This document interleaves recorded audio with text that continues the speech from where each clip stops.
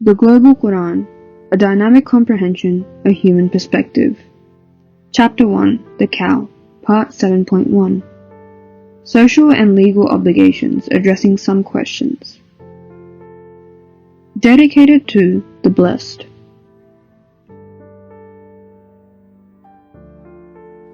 Briefing to Chapter 1. This chapter of the Quran signifies the characteristics of people based on which the Quran calls them the blessed or the disgraced. The two categories are symbolized by examples taken from Bani Israel, who appear to be the descendants of Prophet Yaqub, Jacob, the grandson of Abraham. It includes their descendants that were later segregated into different faiths. The blessed are those who followed Abrahamic faith in any of its updated versions according to their own time and space. The disgraced are those who distorted the teachings of their faith for power and ruled contrarily to their commandments in the divine books. Review of Parts 1 to 6. The characteristics of the blessed feature excellence in knowledge and scholarship of contemporary times and benevolence for the disadvantaged. They use these qualities to establish learned and civilized societies with prominent justice and accountability systems without discrimination. The disgraced are dishonest and hypocrites, even with their faith. They use religion to misguide people about their faith and control their lives to stay in power. Hence, their so-called scholarship stays within the faith and their communities rely on others for modern education and justice in social systems. Introduction to Part 7, verses 178 to 203. Social and legal obligations in response to some basic questions. Decision-making. This section articulates some fundamental objectives that should govern the decision-making for religious, social, and legal obligations. Some case studies are referred for guidance. However, the Quran has emphasized, as before, that action should be governed by knowledge, reasoning, and context. For legal systems, decisions must be based on justice, thoughtfulness, order, and impartiality, considering the circumstances. Accountability for assassination. The Quran asserts on retributive justice for assassination to be carried out by the legal systems, the court, and recommends a doctrine for a punishment analogous to the crime considering a thoughtful decision based on justice. Scholars have argued that this commandment controls the rules in which the killing of one person is retaliated by massacre of a whole nation. A case study is mentioned as an example in which a pre-Islamic matter was resolved contrary to the prevailing traditions, applying retributive justice separately for free persons, slaves, and women. Interpretation of the above cases. Slavery was abolished by Prophet Muhammad, and laws of male and female inequality were overruled in the Quran, with the concept of justice being the fundamental principle governing all matters equally for men and women. For example, see Chapter 49, Surah Hujurat, verse 13, Chapter 33, Surah Ahzab, verse 35, and Chapter 46, Surah Ahqaf, verse 19. Compensation. If the victim's next of kin accepts a compensation from the convict for their crime in any other legal and sensible form, then the convict must follow it in the best way with humility. In this way, this updated rule promised some healing for the victim's family to overcome the financial loss that occurred due to the victim's demise. The Quran claims that this law of compensation would be a practical way to heal the victims' families from the devastation due to the loss of a loved one responsible for their survival. Leaving wills. It is mandatory to leave a legal and reasonable will behind, whether it be for next of kin, parents, or deserving relatives. The Quran declares it their right in case of the demise of someone they were depending on or were next of kin. Changing someone's will is a crime and must be penalized. However, if there is concern that a will was made with partiality or is illegal, then it should be resettled among the successors justifiably, with the help of the court if needed.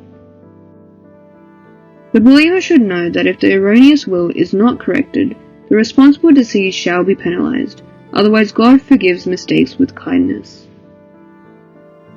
Fasting. Fasting is mandatory the way it used to be in Abrahamic religions before Islam. The Quran claims that fasting would help with self-control, as it requires staying away from personal desires and aggressiveness, and is limited to a few days. The sick or those in travel may compensate later. The sick can also compensate with feeding the poor equal to or more than the meal servings for each missed fasting. The more the better. However, it is professed that fasting is healthier and those who have knowledge about it would adhere to it. Fasting in Ramadan. Ramadan, the glow, is the month when Prophet Muhammad started receiving messages of the Quran, consisting of fundamental laws and norms to form a learned and civilized society. Fasting in this month is designed to abstain from worldly affairs and expend time and effort in extensively studying the Quran. God reserved this month to facilitate people to do this important work. This is the minimum number of days to study the Quran and apply the learning through the rest of the year to acknowledge its greatness. Natural life affairs in fasting. It is also claimed that studying must raise questions and concerns, and God responds to all concerns. All you need is to comprehend the Quran and follow its guidelines with knowledge and thoughtfulness.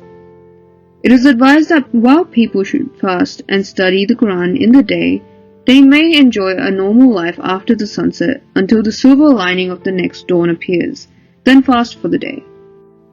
However, some particular nights are also reserved for studying the Quran, preferably in groups, to extend the efforts to comply with Chapter 96, Surah Alaq, verses 1 to 5, that emphasized research and documentation. Controlling crimes. It is asserted that staying away from worldly affairs and engaging with the study of the Quran must help control crimes like capturing others' assets and bribing rulers for this purpose that happens even today. Confrontations. It is strictly advised to avoid confrontations except in defense and to not cross the limits. Any other kind of oppression, like attempts to extradite someone from their homes, can be responded likewise. Creating anarchy is declared worse than killing. Mosques and the courtyard of Kaaba are declared places of peace, where no kinds of confrontations are allowed except to stop a turmoil created for the purpose of anarchy, in which case it must be stopped to keep the places peaceful. Defense.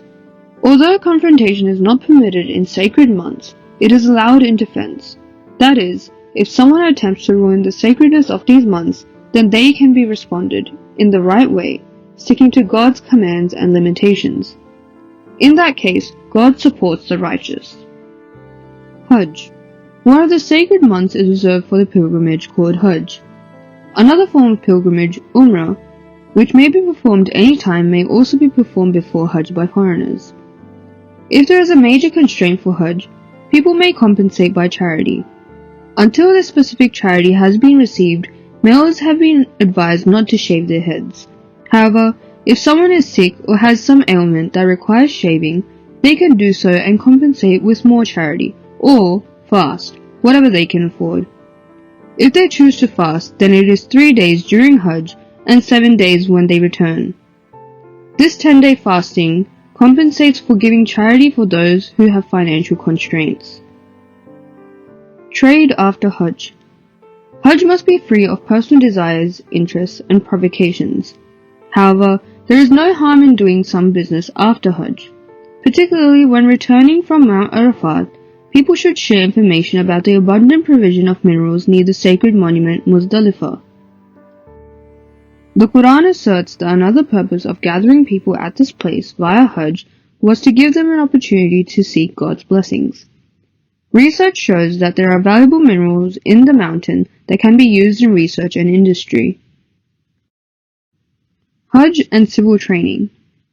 The Quran calls Hajj an event to express unanimity, where no one has any privileges. Everyone has to follow the same pathways to perform the rituals, contrary to what people did before. After completion of the mandatory rituals of Hajj, the Quran also advises to promote the social significance and the benevolence associated with these rituals rather than expressing pride for their ancestors, which was a common practice. Praying for worldly desires and motives at Hajj, forgetting its social and moral training, would kill the purpose and won't result in the required outcomes. Those who ignore this principle would suffer in this world as well as on the day of accountability. Staying for Hajj. Though the number of days for Hajj are limited, as long as you understand and follow the purpose, it does not matter if you stay for 2 days only or stay for a few days more. God knows and shall reward you for anything done objectively. Discussion and conclusion. This section has particularly addressed the civil and moral aspects of retaliation, along with the concepts of fasting and pilgrimage. The latter two concepts have been identified as chores that help control individual and collective confrontations, if performed with the right concept and intent. The essence of these is to make unanimous efforts, locally and internationally, to respect social and legal boundaries, develop mutual relations, research the Quran, and help the disadvantaged in various forms, spending less on personal desires and interests. 2 important months are emphasized for this purpose from the Islamic calendar. Ramadan, the 9th month, to follow the above rules locally via fasting, and Zul-Hajj, the 12th, to extend these concepts internationally via Hajj. The fasting in Ramadan also allows more time to study the Quran. Normally people have 3 meals a day on average, and most of the time is consumed either in its preparation and eating or earning for it. Moreover, the Quran asserts that it is healthier to fast and have 2 meals instead and leave the stomach empty for a longer time. Hajj, on the other hand, allows Muslims from various parts of the world to get together and perform some acts unanimously to show solidarity and fulfill social responsibility. One of these acts is to spend money to provide meat to the poor and needy. Some particular nights of Ramadan are recommended for collective study that could be in a mosque. In this way, people can share their ideas, ask questions about ambiguities, and get a deeper and recognizable insight into the laws and regulations recommended in the Quran, according to the knowledge and information standards of their time. In response to some questions, it is advised that there is no harm in doing business after Hajj. As an example, research has informed that Mount Arafat is full of minerals that are used in the chemical industry for jewelry and hard stone carving, which has been and would be popular in every time and space. This looks like a response to Prophet Ibrahim's dua to make this place a source of abundance and survival. It is particularly advised to promote it when people return from Hajj, and that Hajj provides an opportunity to explore more ways of sustenance. The above example can be extended to explore more resources of business and trade in any space and time. References: Quran translation by Ali Quli Qurai, Quran translation by Dr. Niyaz Muhammad Hamadani, Balaghul Quran by Sheikh Mohsin Najifi, Quran Mubin by Dr. Sayyid Hassan Rizvi, Quran translation by Abdullah Yusuf Ali, The Legacy of Quran, Geological and Radiological Studies of Mount Arafat by Quraishi et al., Muzdalifa, The Legal Understanding of Slavery by Jean Allen, Qisas for Women and Slaves by W. A. Chima, and Qisas by Ibn Kathir.